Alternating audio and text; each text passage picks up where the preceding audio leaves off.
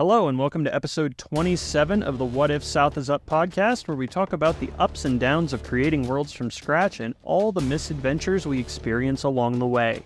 In a nutshell, how to wing it like an author. My name is Derek Hall, author and creator of the Crimson Prophecy series, of which 4 books are available and a 5th is in the works. And I am here with my lovely and properly fed co-host, Derrick and Xtina LaFave. You have no idea. Okay, hello. My name, as he said, is Derrick and Xtina LaFave, and I'm in the middle of building my first world, parallel Earth, where colonization never happened in the Americas, and reworking my first novel with the working title of Cogs and Clogs. Clogs and Clogs? Cogs and Claws. Is it set in Holland? Wooden shoes everywhere. Wooden shoes for everyone. Yes. Oh, okay, Mr. Hall. Clickety clack. Mr. Hall, click clack Hall. What are you drinking tonight? Beer.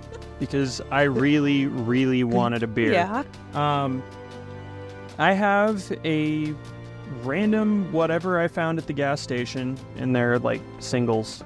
It is a Lagunitas Brewing Company Tiki Fusion.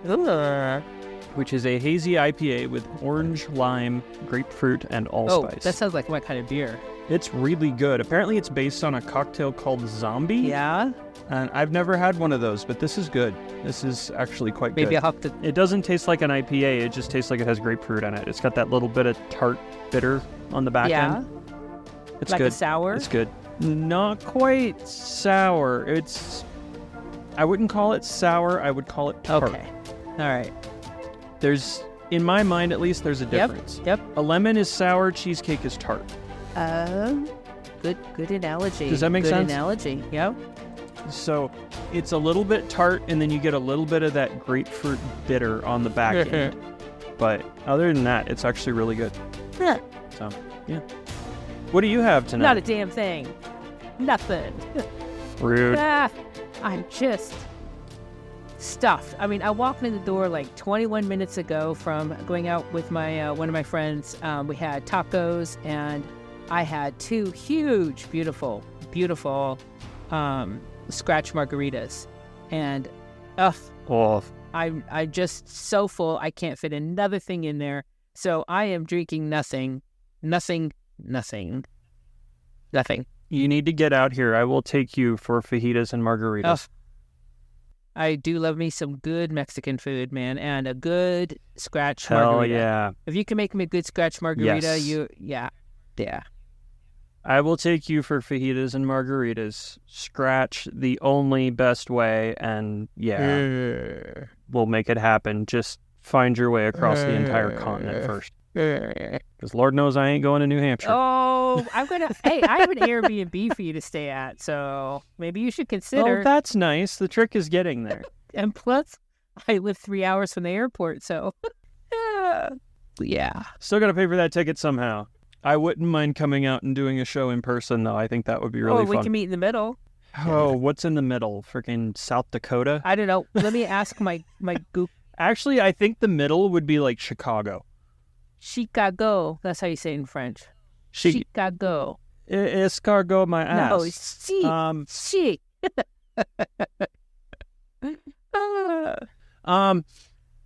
Yeah, I really don't want to go to Chicago.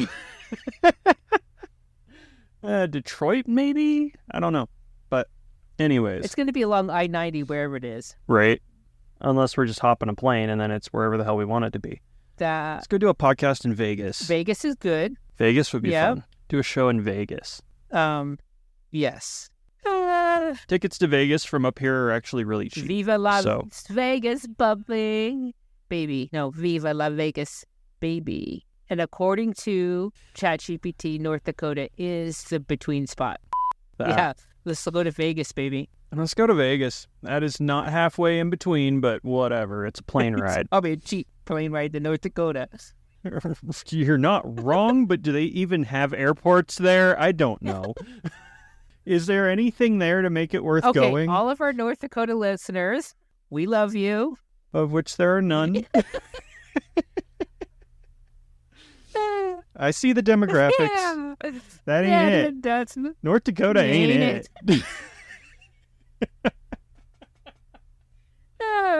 Wow, we digressed. What have you been reading or watching, Xtina? Brain Candy. No, it's Brain Candy. It's not a show. It's just a type of show. I've been watching Curb. It actually is a show. Is it? On Netflix, there's a show called Brain Candy. Well, I haven't been watching that show. No, that's unfortunate. That show's actually kind of fun. I've been watching Queer Eye. Oh, yeah, that's a good one too. Yeah, yeah. It's so uplifting, and it's just really nice, good candy. And not just for straight guys anymore. Piece. It's not. No, it's not. I finished a piece of an art piece I've been working on for the last few weeks. Nice. Actually, a few months. Yeah. Is that hutch or whatever it was you had? Yeah. Yeah, that was cool. Yeah. Thank you. My child would destroy it, but it was very cool. Yeah, it looks really cool in person, and I can't wait to try to get some good photos. Does it jingle? It's really hard to take photos of... No. Oh. No. It's really hard to take photos of a 3D object and have it portray right online in a 2D format, but I'll try to get some photos. And hopefully, now that I've got so little more time, maybe I should get some. Well, winter's coming, so I'm going to be weatherizing for the next few weeks. But other than that, I should be able to get to reading pretty soon. Yay! And what about you? What have you been reading or watching? The Unspoken series that will not end. And I've been watching Band of Brothers and The Pacific, both by HBO. They're kind of companions, World War II drama, documentary, not mockumentary, but like historical fiction kind of things. Oh, interesting. Everybody knows Band of Brothers. Most people aren't as familiar with The Pacific, but they're both fantastic. So I've been on kind of a World War II kick for whatever reason the last couple of weeks. And I've been playing Zelda games, particularly Breath of the Wild. They have more than one Zelda game? Oh, honey. I think there's 20 or 30 of them at this point.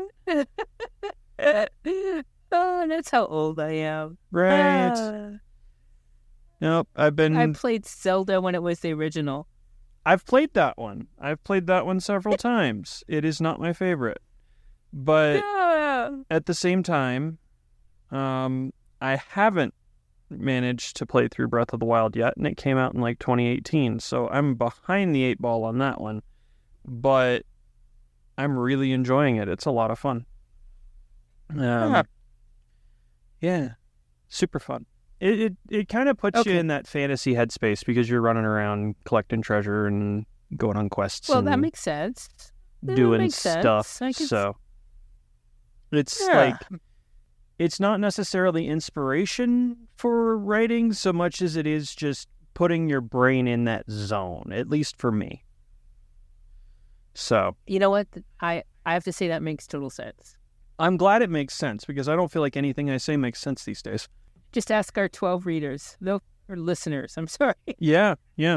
They're okay. So they're still trying to translate episode 5. Oh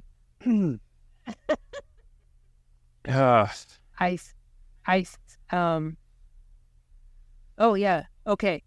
Moving on. We're in rare form tonight, folks. If you're still here, thank you. If you're not, you're gonna miss it. 2 margaritas. All right. What other problems have you... Sorry to derail yet again. This beer is 10% alcohol. Oh. It's strong. Oh. Yeah, it's rich, but it's good. It doesn't taste that strong, but... So, Derrick will be slurring his words by the end of the podcast? I'm not that lightweight.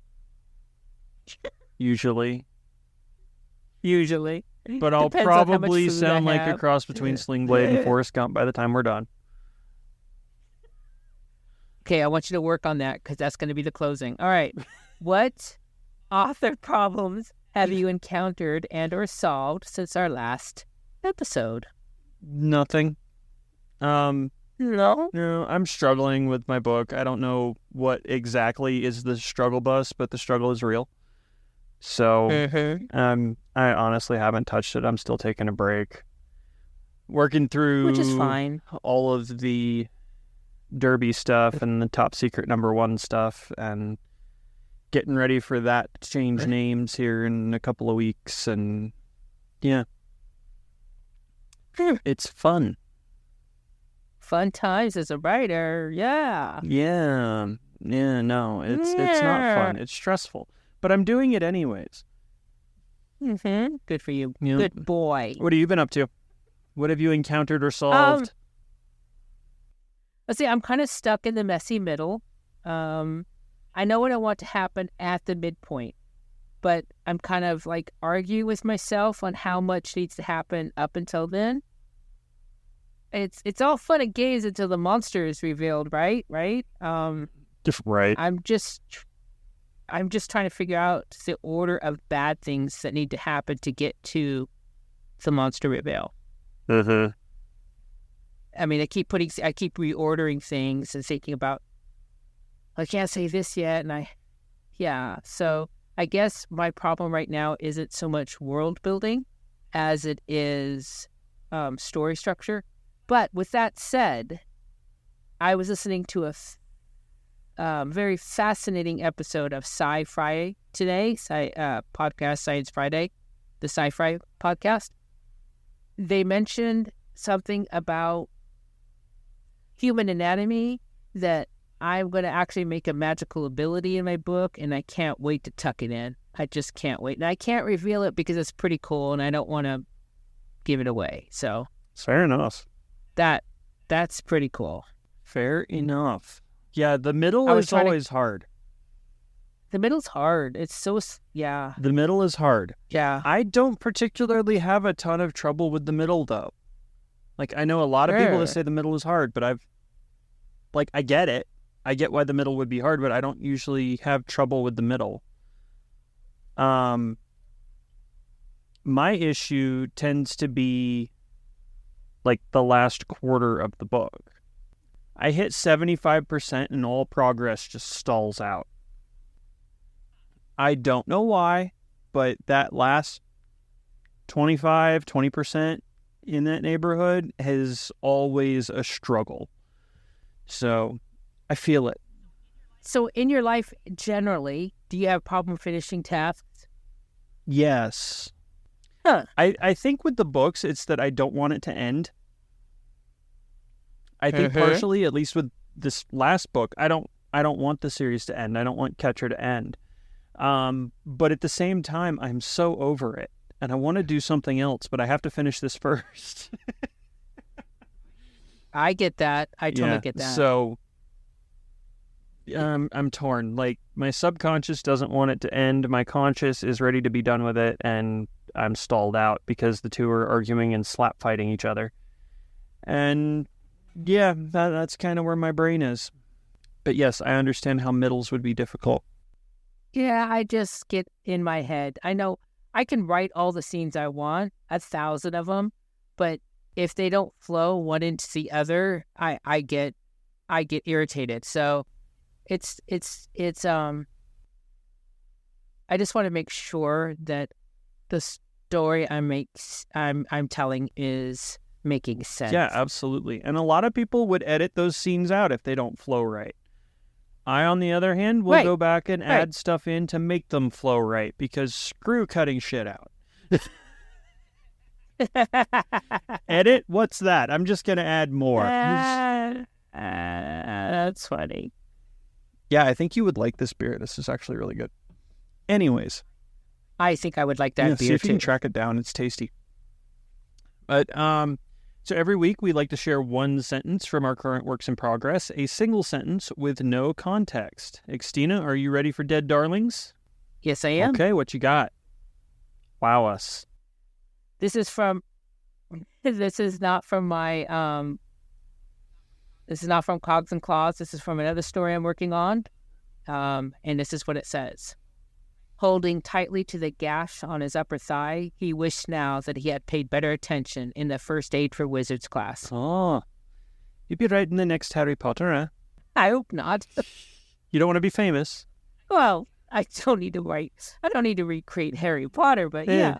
I don't know. It was a prompt that was given to me, and this is what. Oh, cool. Something that prompts came out are of so that. much fun. I've started so many projects based on prompts. What about you? What do you got?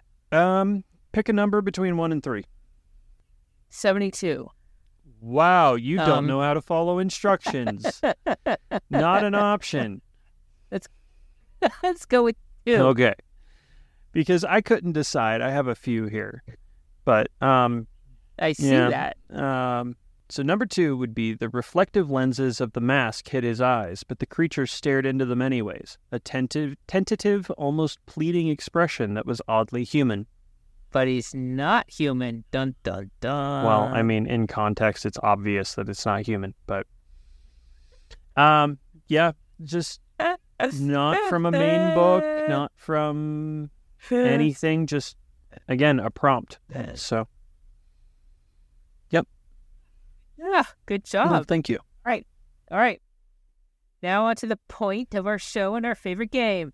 Each week we roll a d20, which helps us randomly choose from our perpetual list of 20 scenarios. And then we talk about how it would affect our made-up ad hoc worlds. And today is the day I get to roll. Finally! Yay! The pressure's off, and here we go. 12. Is there a pigeon in your room? Yeah, that. Actually, I think it's 12. Okay. And 12 is, what if people in your world believed in astrology? So I am not particularly qualified to talk about this because I know jack shit about astrology. Okay, so let me ask you, what do you think astrology is? Like the zodiac signs and stuff like that? Yeah, but what is it? What is it? I mean, what is it based on? What does it represent for people who believe in it? What is it? The hell if I know.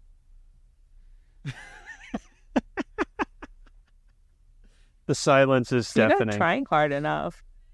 They're trying hard enough. I'm assuming it's based in some form of mythology and like planetary star positions, that sort of thing. Like the basic shit is pretty much all I know. I know my sign. I don't particularly care. Honestly, I find the Chinese zodiac more interesting than the what is it, Greek or Roman, the Western version. Okay, both of them are astrology, so it doesn't matter. So there's this idea that there are things out in the universe that affect us, things that we can't define or understand or touch. They could be planets or it could be animals. It can be the earth. It could be the sun, whatever it is. But it's this belief that some things resonate and at a frequency that can affect certain people based on how they can intercept or perceive those resonances. So some form of otherworldly influence at its core can affect certain. Okay. Yes. In that case, yeah, I've already touched on that in my books. Very, very, very, very gently touched on it.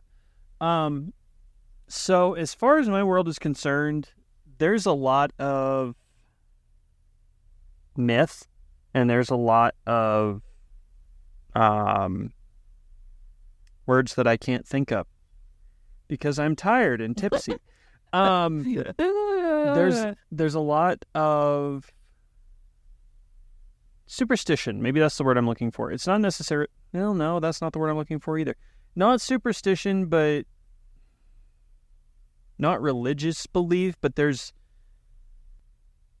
cultural beliefs that aren't really based on anything. They just kind of always have been. So in a way, superstitions, I guess. I can't think of words because I'm a writer, not a talker. I have thesaurus apps and things like that to help me write, but my brain does not tap into those. So I can't think of the word I need. If you think of it, please, by all means, chime in. Listener, if neither one of us can think of it, please help. But I think you get where I'm going with this. There's a lot of like deeply held beliefs in my world that nobody really knows where they come from. That's just how it is. And one of those stems into the source of magic and a legend that the source of magic fell from the sky. So if you dig into it, it could get really weird. I haven't even dug into it yet. But as far as believing that there is some other, like, otherworldly influence over, like, how people behave and how things turn out and things like that, it's not explicit, but it is kind of there. Like, hiding in the corner, just waiting to stick its pointy, unkept fingernails into things. Okay, so I think what made me think of this question was I was watching Strange New Worlds, and I know you haven't seen it yet. And there's Star Trek Strange New Worlds. And there's this episode where this whole planet, right, believes that people that are born under this specific sign, right, are prone to violence. And therefore, anybody born under that sign is immediately put in prison, and they grow up in prison. Okay. So how astrology affected this planet was that it actually set up this whole system that you are a less than human, you're a less than person if you're born into this sign, and they have this whole incarceration system set in place to handle these people born under this particular sign. So it has deeply affected this world. And it all started when a particular star died in the sky. So that's actually a really cool premise. It is a very cool premise, and which has made me bring up this question. So what if in your world they believed, in signs, and how would that affect politics maybe, or education? I don't know. So your world is divided between, humans and elves and other creatures. But what if they were further divided by astrology signs? How would that look? I think you'd end up with a caste system based on sign, because the sections of my world that would lean on something like that tend to be very superstitious anyways. So if you added astrology into that mix, I think you would end up with society, whether it be like the Minotaur clans or the elves or the humans or whoever, centaurs. I think you would end up with some sort of caste system where, oh, this sign is noble and this sign are laborers and this sign is blah, blah, blah. A lot like you see in some of the Hindu cultures, India in particular, Pakistan, parts of Pakistan, where, oh, your name is this, you are in this caste, you can have these jobs and nothing else, that sort of thing. So I feel like that is kind of how it would sort out in my world. But it would create caste. Yeah, systems. I think it would. I honestly think it would. And I think all the words in my brain just fell off a cliff. I'm tired. I think to a point it would create a caste system, but my world is also predisposed to prejudice. So any other defining thing that they can use to look down on people would be weaponized, if that makes sense. Which, not unlike our world, it's predisposed to prejudice. Anything different is bad. So I came up with this question way before I came up with a way to explain in my world. Not way before, but I actually to be honest, I don't know which was first, the chicken or the egg here, but in my world, the type of magical ability you have and the thing that weakens it and the thing that strengthens it is completely dependent upon when you were born and then how certain things are aligned. It's just fact. Mm-hmm. I mean, if you were born with the Earth at this particular tilt for season, and this close to the sun for the time of day, and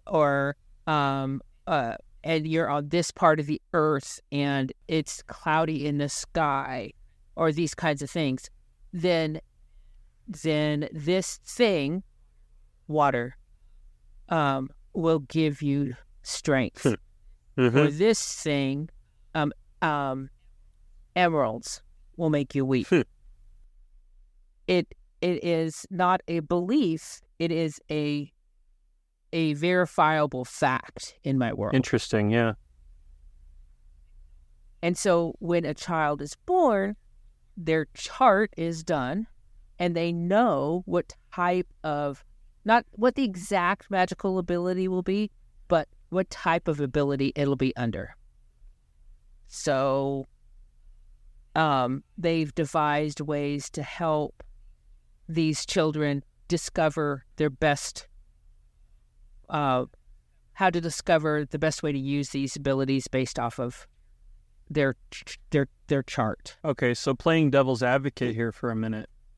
If I remember correctly, your MC, your main character, doesn't have an ability.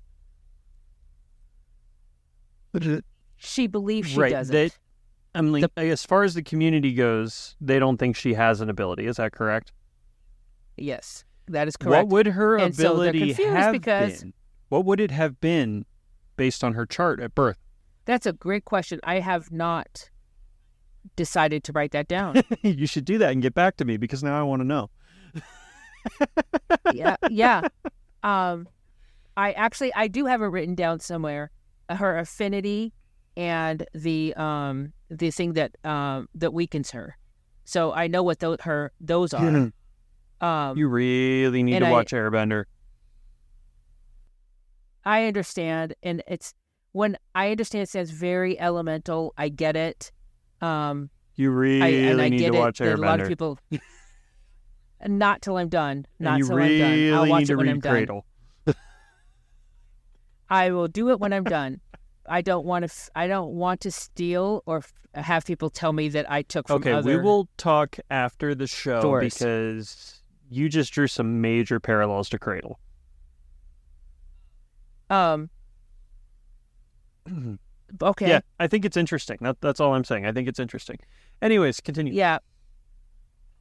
So the thing is that what people don't understand in my world, and I could give something away. So for my 12 listeners, I apologize for giving this away. But solar flares, they're discovering now that it affects people's magical ability.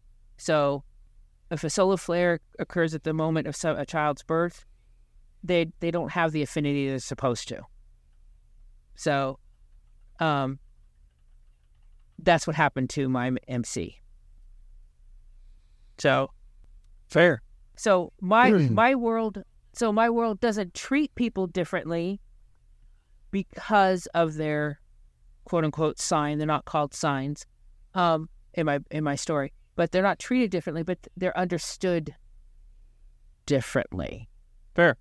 And how accurate is that prediction, though? Like, so far I've made it. Has there been anybody that they were predicted would be a teleporter with a water strength that turned out to be, I don't know, a freaking healer with a ruby strength or something like that? So the affinities and I can't remember what I called the opposite affinities. I can't remember what I called them at the moment. My brain, like yours, is drawing a blank. Those are 100% positive. But what the possible abilities you could be are numerous within each group. So there's no way to define exactly what the ability will be. Just what family it's in. you know, You need to read big Cradle. families. Okay. No, Yes. no, I'm Yes. not till I'm Yes. done. Not till I'm done. Yes. No, Just the because first one, I don't want and then you'll be anyone stuck for the next year reading No. all the rest like me. No, I can't have anyone come up to me and say, "Hey, you stole this from XYZ." I need to be able to say, "No, I didn't." I didn't read that until after I wrote it. Because, yes, Well, that's in and the things that I have stolen from other stories, I am freely acknowledging. that is fair. I will admit my inspirations very quickly. But Yeah, me too. Yep. Very cool. That's one of those things, like, I don't know enough to necessarily validate it, other than I do think it would divide things even further because my culture is very prone to prejudice. It kind of centers on prejudice. So, Interesting. yeah. I had someone that read my first book tell me, like, "Oh, you could have set this during the Civil War." And I'm like, "No shit. You think I didn't do that on purpose?"